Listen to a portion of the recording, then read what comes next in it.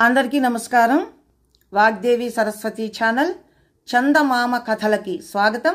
నేను విశాలక్ష్మి శిష్ట. ఈరోజు సామాన్యుడు మహానుభావుడు అనే కథని గురించి తెలుసుకుందాం. దేశాటన చేస్తున్న సాధు ఒకడు లక్ష్మీపుర గ్రామానికి వచ్చి చెరువు కట్టపై ఉన్న మర్రి చెట్టు కింద నివాసం ఏర్పరచుకున్నాడు. ఆయన రోజు గ్రామస్తులకి వేదాంత బోధ చేస్తూ ఉండేవాడు. ప్రతిరోజు వంతుల వారీగా గ్రామస్తులు ఆయనకి భోజనం పెట్టేవారు. సాధువు ఒక రోజున లక్ష్మయ్య అనే అతని ఇంట భోజనం చేస్తున్నాడు.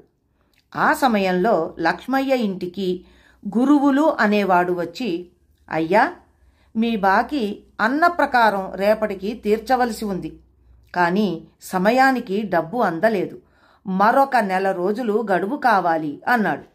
వెంటనే లక్ష్మయ్య గురువుల్ని, నువ్వు మాట నిలకడలేని మనిషివి, నీలాంటి వాడికి అసలు డబ్బు అప్పివ్వకూడదు అంటూ కోపావేశంతో నానా మాటలు అని తిట్టి పంపించేశాడు.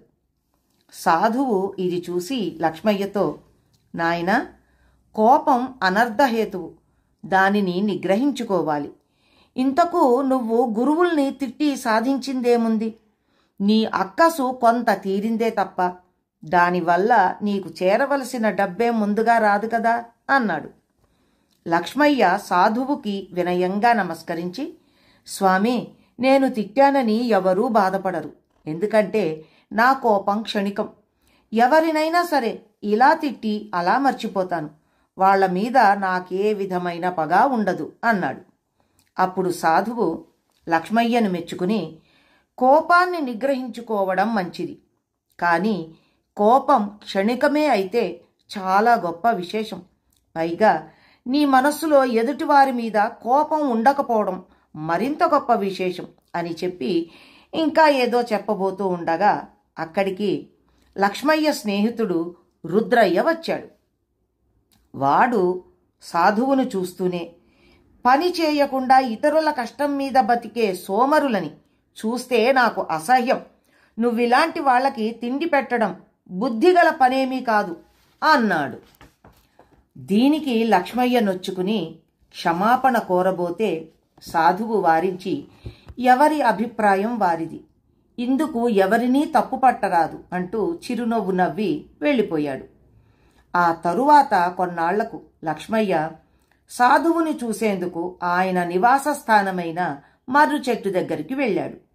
ఆ సమయంలో అక్కడ అతడికి అదే గ్రామం వాడైన పుల్లయ్య కనిపించాడు.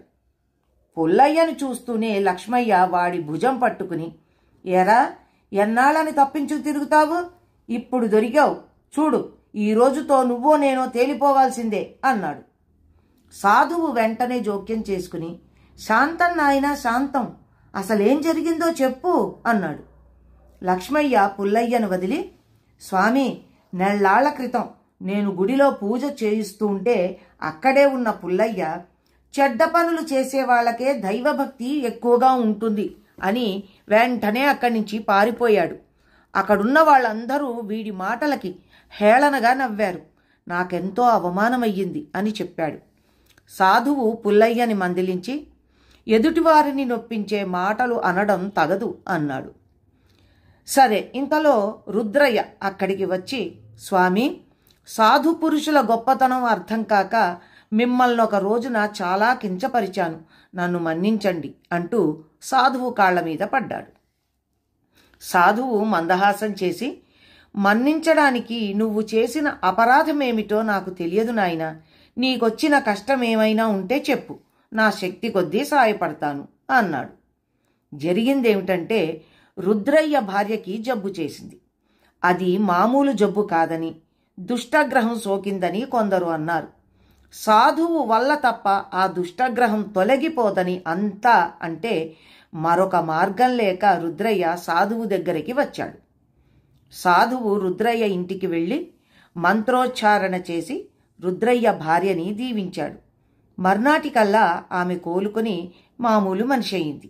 ఇది చూసిన లక్ష్మయ్య ఆశ్చర్యపడి సాధువు దగ్గరికి వెళ్ళి, స్వామి, మిమ్మల్ని అకారణంగా నిందించిన రుద్రయ్యని క్షమించి మేలు చేశారు. మీరు నిజంగా మహానుభావులు అన్నాడు. ఇందుకు సాధువు నవ్వి, నేను నీలాంటి వాడినే.